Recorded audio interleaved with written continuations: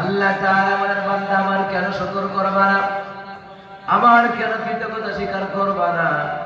আমি আল্লাহ কি তোমাকে একটা জিহ্বা দেই নাই?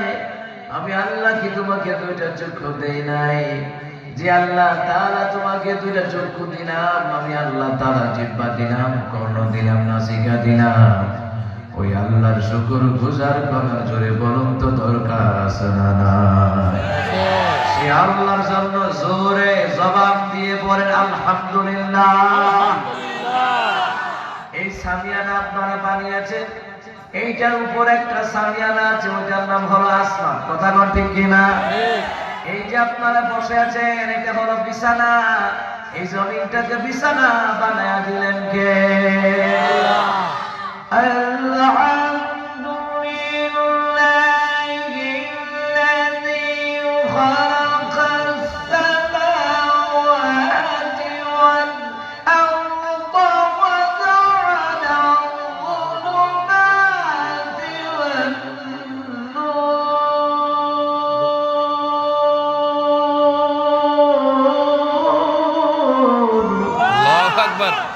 আল্লাহ তাআলা বলেন, বান্দা তুমি আমার প্রশংসা করো। বান্দা কয়, আল্লাহ কেমনে প্রশংসা করব? আল্লাহ কয়, বান্দা তুমি প্রশংসা করো।